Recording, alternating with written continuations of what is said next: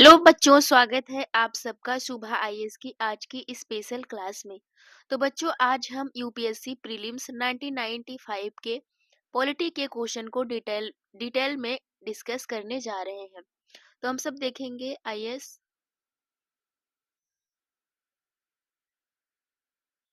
PT 1995 के polity के question का एनालिसिस करेंगे डिटेल्स में एनालिसिस करेंगे। तो बच्चों, वीडियो स्टार्ट करने से पहले आप सबसे एक छोटी सी रिक्वेस्ट है, वीडियो को लाइक कर दीजिए, चैनल को सब्सक्राइब कर दीजिए और अपने दोस्तों के साथ शेयर जरूर कीजिए ताकि ऐसे पीवाईक्यू डिस्कशन और ज्यादा बच्चों तक पहुंच सके। तो चलिए बच्चों, बिना टाइम वेस्ट किए हुए शुरू करते हैं आज का पहला क्वेश्चन। तो ध्यान से पढ़िए, ध्यान से एक्सप्लेनेशन सुनिए ताकि किसी भी तरीके की आपको दिक्कत ना हो और आप अच्छे से एग्जाम में क्वेश्चन कर सके और ट्रेंड समझ सके कि यूपीएससी प्रेजेंट समय में किस तरीके से पूछ रही है और पहले किस तरीके से पूछती थी। तो चलिए शुरू करते हैं आज का पहला प्रश्न। तो आप सबके सामने पहला प्रश्न है कि धर्म आदि के आधार पर विभेद का प्रतिषेध भारत के संविधान के अनुच्छेद 15 एक मूल अधिकार है जिसे किसके अधीन वर्गीकृत किया गया है। जैसा कि आप सब जानते हैं कि 14 से लेकर 18 तक जो है कि समानता का अधिकार दिया गया है। समानता के अधिकार की बात कही गई है। समानता के अधिकार की बात कही गई है। तो यहाँ पर देखते हैं बच्चों कि हम यह इसका आंसर हो जाएगा आपका समानता का अधिकार। समानता का अधिकार। तो अनुच्छेद 15 में यह प्रावधान किया गया है कि राज्य किसी नागरिक के विरुद्ध, अनुच्छेद जो है कि आंसर हो जाएगा आपका ये। तो आर्टिकल 15 में यह बात कही गई है कि जो क्या कहते हैं कि राज्य जो है नागरिकों के विरुद्ध केवल धर्म, मूल वंश, जाति, लिंग, जन्म स्थान इनमें से किसी भी आधार पर विभेद नहीं करेगा। इसमें हो गया धर्म, मूल वंश, जाति, लिंग, जन्म स्थान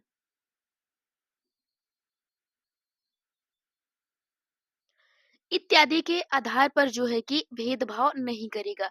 यह भारतीय संविधान के समता के अधिकार 14 से 18 तक के अंतर्गत आता है। जैसे कि आप सब जानते हैं 14 से लेकर 18 तक जो है कि समानता की बात की गई है, समानता के अधिकार की बात की गई है, आता है।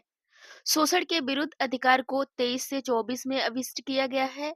अनुच्छेद 24 में 14 से कम आयु के किसी बालक को कारखाने या खान में या संकटपूर्ण कार्य करने से नियोजन करने से रोका गया है। संस्कृति और शिक्षा संबंधी अधिकार के संबंध में अनुच्छेद 29-30 में प्रावधान किया गया है। इस तरीके से हम देख सकते हैं। अब देखते हैं, इसी क्रम में हम अगला प्रश्न देखते हैं।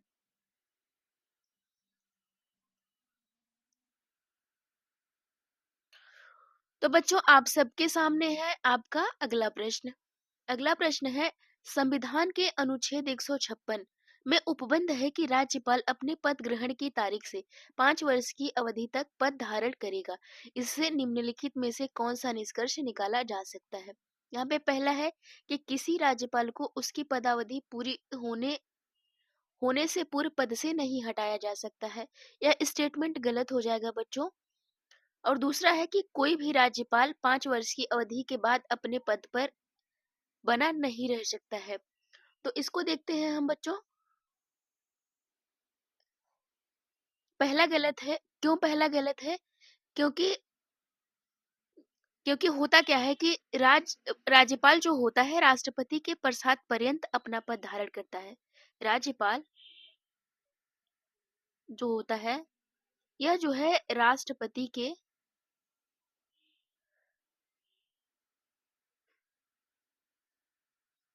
प्रसाद पर्यंत जो है कि पद धारण करता है। पद धारण करता है यानी राष्ट्रपति जब भी चाहे उसे हटा सकता है। तो इसका कोई निश्चित कार्यकाल नहीं होता है, इसलिए पहला जो है कि आपका गलत हो जाएगा। दूसरा स्टेटमेंट देखते हैं बच्चों। दूसरा स्टेटमेंट क्या है कि कोई राज्यपाल 5 वर्ष की अवधि के बाद अपने पद पर नहीं बना रह सकता है। तो यहाँ पर देखिए कि इसी अनुच्छेद के अंत में स्पष्ट किया गया है कि अवधि समाप्त होने के बाद भी राज्यपाल तब तक अपने पद को धारण करेगा जब तक कि उसका उत्तराधिकारी पद ग्रहण न कर ले। यह तथ्य द्वितीय तर्क में अमान्य कर देता है। कहने का मतलब है कि यह अपने पद पर तब तक बना रहेगा जब तक उसका उत्तराधिकारी जो है कि अपने पद पर आसीन नहीं हो जाता। इसलिए इस तरीके से आपका दोनों स्टेटमेंट जो है गलत हो जाएंगे, दोनों ही नहीं। तो इस तरीके से डी हो जाएगा आपका सही आंसर। अगला प्रश्न देखते हैं बच्चों इस क्रम में।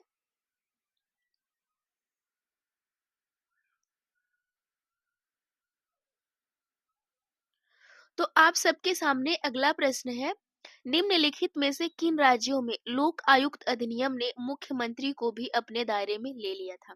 निम्नलिखित में से किन राज्यों में लोक आयुक्त अधिनियम ने मुख्यमंत्री को भी अपने दायरे में ले लिया था? तो यहाँ पर देखते हैं, इस प्रश्न का उत्तर आपका हो जाएगा मध्य प्रदेश और उड़ीसा। मध्य प्रदेश और उड़ीसा। तो एक्सप्लेनेशन ध्यान से सुनते हैं बच्चों कि वर्तमान में हिमाचल प्रदेश हो गया आपका, उसके बाद हो गया आंध्र प्रदेश हो गया, उसके बाद देखते हैं हम सब एमपी हो गया, उसके बाद हो गया गुजरात। राज्यों में लोकायुक्त अधिनियम के अंतर्गत मुख्यमंत्री भी आते हैं। इतने राज्यों में जो है कि लोकायुक्त के अंतर्गत मुख्यमंत्री भी आते हैं। उड़ीसा में पहले मुख्यमंत्री को लोकायुक्त दायरे में लाया गया था। उड़ीसा में पहले लाया गया था किंतु अब ऐसा नहीं है। इस तरीके से आपका सही उत्तर हो जाएगा सी। इसी क्रम में हम अगला प्रश्न देखते हैं बच्चों। प्रश्न संख्या 4। तो क्या कहता है प्रश्न, निम्नलिखित में से कौन सा भाग भारत के संविधान में स्पष्ट रूप से उल्लेखित नहीं है परंतु परिपाटी यानी कन्वेंशन के रूप में पालन किया जाता है? तो पहला है कि वित्त मंत्री निम्न सदन का सदस्य होना चाहिए। प्रधानमंत्री यदि निम्न सदन में बहुमत खो दे तो उसे त्यागपत्र दे देना चाहिए। मंत्री परिषद में भारत के सभी भागों का प्रतिनिधित्व हो। राष्ट्रपति और उपराष्ट्रपति दोनों एक साथ पद त्याग करने पर संसद के निम्न सदन का अध्यक्ष राष्ट्रपति का कार्यभार संभाले। तो इस प्रश्न के अनुसार बच्चों आपका सही आंसर हो जाएगा बी। सही आंसर आपका हो जाएगा बी। देखिए, प्रधानमंत्री यदि निम्न सदन जो कि लोकसभा है, निम्न सदन जो कि लोकसभा में बहुमत खो दे तो वह त्यागपत्र दे देता है। इसका संविधान में कहीं उल्लेख नहीं किया गया है, किंतु निम्न सदन के प्रति सामूहिक रूप से उत्तरदायित्व की व्यवस्था अनुच्छेद 75 के तीन तीन के कारण यह परंपरा है कि बहुमत खोते ही त्यागपत्र दे देता है। त्यागपत्र प्रधानमंत्री दे देता है। इस तरीके का प्रावधान अनुच्छेद 75 के सबसेक्शन 3 में की गई है। अब इसी क्रम में हम अगला प्रश्न देखते हैं।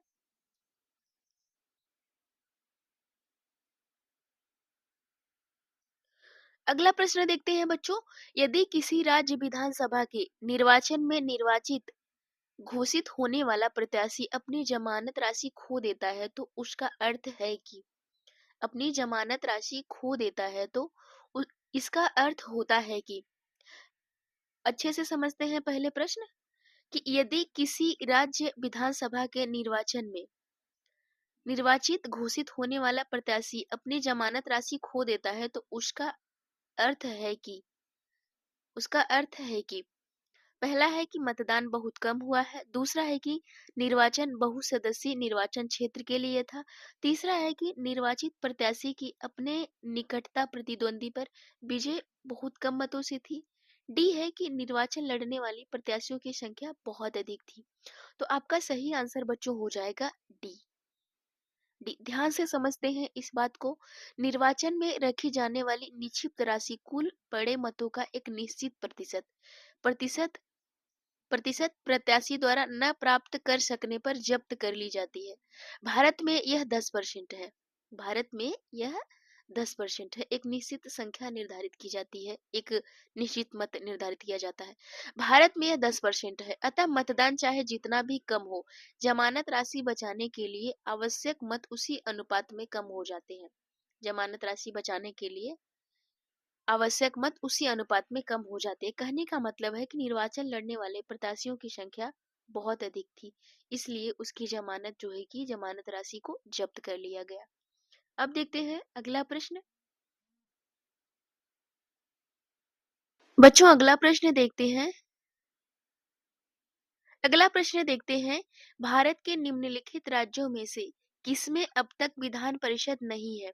यद्यपि संविधान यानी 7वां संविधान संशोधन अधिनियम 1956 में इसके लिए उपबंध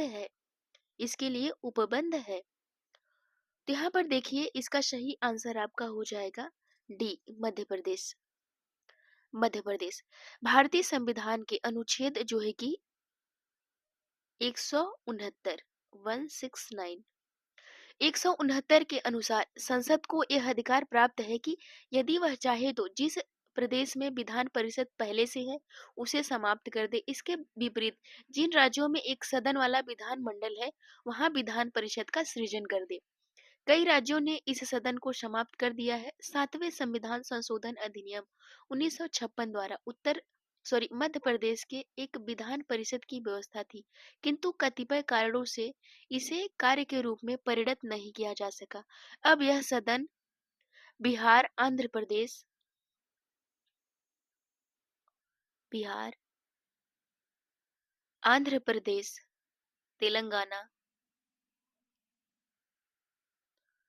तेलंगाना, महाराष्ट्र, कर्नाटक और उत्तर प्रदेश में है। कर्नाटक और यूपी में है। तो इस तरीके से आपका सही आंसर हो जाएगा एमपी। आगे देखते हैं। अब अगला क्वेश्चन आपका, अगला प्रश्न है बच्चों आप सबके सामने, निम्नलिखित में से किनको लोकसभा और राज्यसभा दोनों के निर्वाचन में मतदान का अधिकार होता है? दोनों के निर्वाचन में मतदान का अधिकार होता है।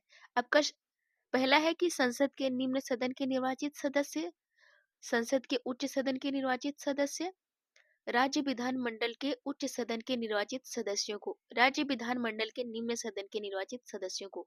तो आपका सही आंसर जो हो जाएगा बच्चों डी हो जाएगा। एक्सप्लेनेशन देखते हैं आप सबका कि राज्य विधानमंडल के निम्न सदन के निर्वाचित सदस्यों को लोकसभा तथा राज्यसभा दोनों के निर्वाचनों में मतदान का अधिकार होता है। लोकसभा और राज्यसभा दोनों के निर्वाचन में जो है कि मतदान करने का अधिकार होता है। राज्यसभा के सदस्यों का निर्वाचन राज्य की विधानसभाओं के निर्वाचित सदस्यों द्वारा अनुपातिक प्रतिनिधित्व पद्धति के अनुसार एकल संक्रमणी मत पद्धति द्वारा होता है। राज्यसभा के लिए संघ राज्य क्षेत्रों के प्रतिनिधि ऐसी ही रीति से चुने जाएंगे जैसा कि संसद विधि द्वारा विहित करे। राज्यसभा एक अस्थायी सदन है, इसको जो है कि विघटित नहीं किया जा सकता, इसका विघटन नहीं होता है। राष्ट्रपति के निर्वाचन में भी राज्य की विधानसभा के निर्वाचित सदस्य भाग लेते हैं, इसलिए आपका सही आंसर हो जाएगा डी। तो चलिए देखते हैं बच्चों अगला प्रश्न आप सबका। अगला प्रश्न क्या है?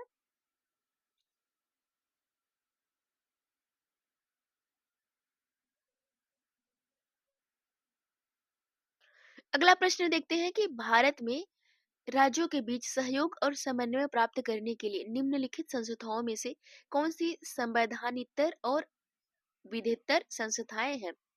कौन सी जो है कि संस्थाएं जो है कि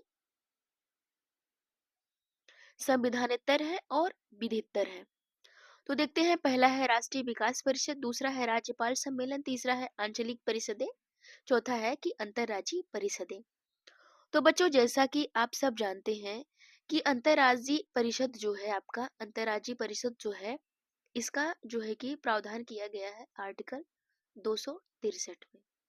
263 में प्रावधान किया गया है, केंद्र और राज्यों के बीच समन्वय स्थापित करने के लिए राष्ट्रपति अंतरराज्यीय परिषद की स्थापना करता है। तो अंतरराज्यीय परिषद की स्थापना करता है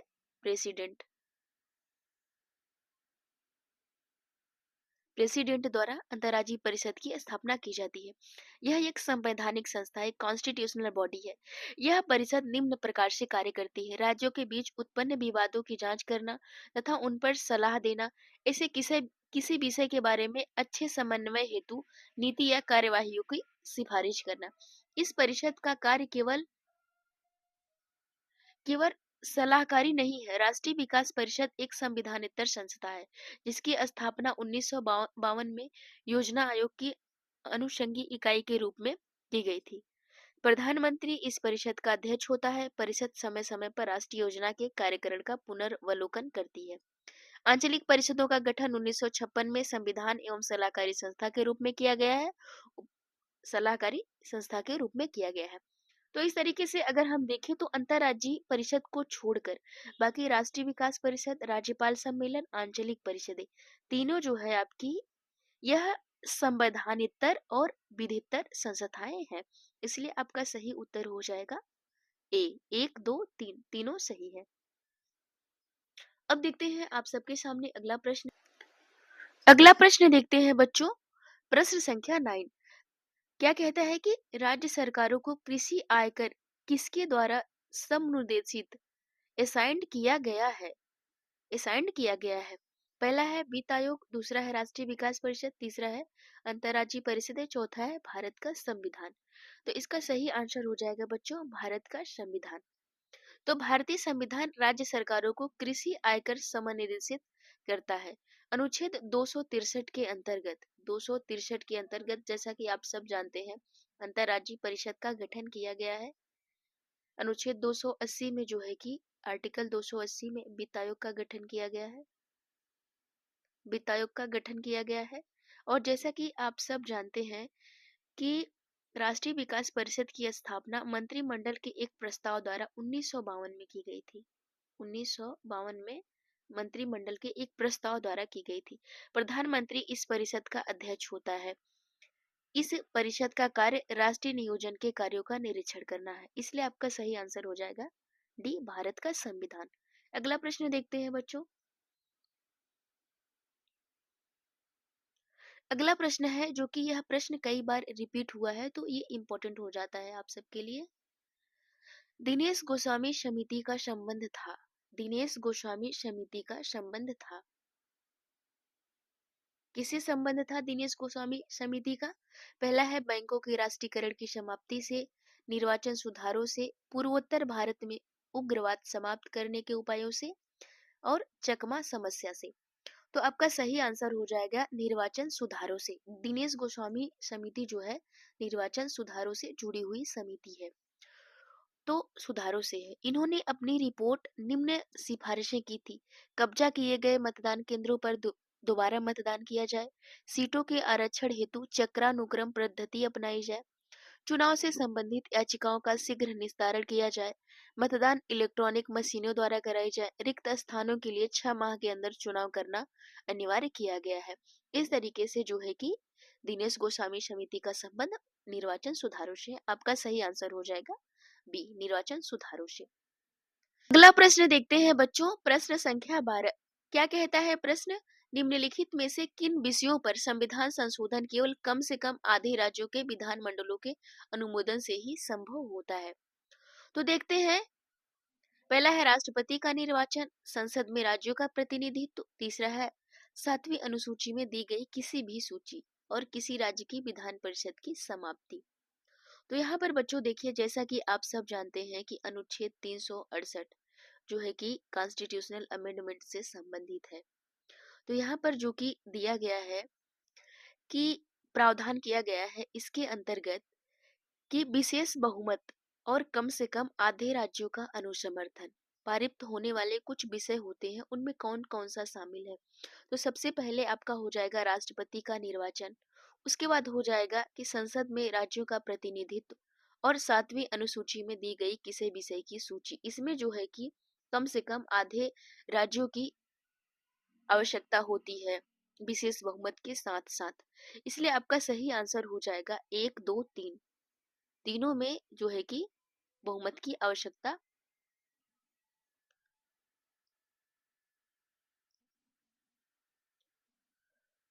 तीनों में जो है कि बहुमत के साथ साथ आधे से अधिक राज्यों की विधानमंडलों का अनुमोदन चाहिए होता है। अब देखते हैं हम इसी के साथ अगला प्रश्न।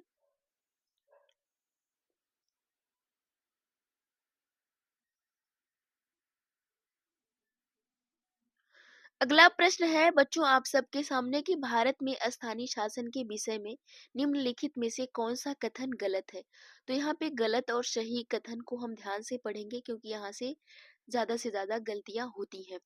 तो पहला है कि भारतीय संविधान के अनुसार संघीय प्रणाली में स्थानीय शासन का कोई स्वतंत्र स्तर नहीं है। बी है कि स्थानीय निकायों में 30% स्थान महिलाओं के लिए आरक्षित है। आपका सी है कि स्थानीय शासन के लिए वित्त की व्यवस्था एक आयोग द्वारा की जाती है। डी है कि स्थानीय निकायों के लिए निर्वाचन का निर्धारण एक आयोग द्वारा किया जाता है। तो अगर देखा जाए तो आपका सही आंसर हो जाएगा बी, क्योंकि यहाँ पे गलत पूछा गया है। जैसा कि आप सब जानते हैं कि 33% आरक्षण की बात की गई है, जबकि यहाँ पर दिया है 30%। 30% दिया गया है। 73वें संविधान संशोधन अधिनियम के अनुसार अनुच्छेद 73वें संविधान संशोधन कॉन्स्टिट्यूशनल अमेंडमेंट के अनुसार 243 के डी में बात कही गई है कि 1/3 सीटें 1/3 सीटें 33% सीटें जो है कि महिलाओं के लिए आरक्षित की जाएंगी। इस तरीके से आज की क्लास हमारी यही कंप्लीट होती है, समाप्त होती है। तो बच्चों आज हमने यूपीएससी प्रीलिम्स के 1995 के पॉलिटी के क्वेश्चन डिस्कस किए। अगर आपको ये सेशन यूजफुल लगा हो तो वीडियो को लाइक जरूर करें, सुबह आईएएस चैनल को सब्सक्राइब करें और अपने दोस्तों के साथ शेयर करें जो आईएएस की तैयारी कर रहे हैं। बच्चों नेक्स्ट क्लास में हम और भी इम्पोर्टेंट पीवाईक्यू के साथ मिलेंगे। तब तक पढ़ते रहिए, रिवाइज करते रहिए और खुद पर भरोसा रखिए। थैंक यू बच्चों, मिलते हैं नेक्स्ट क्लास में।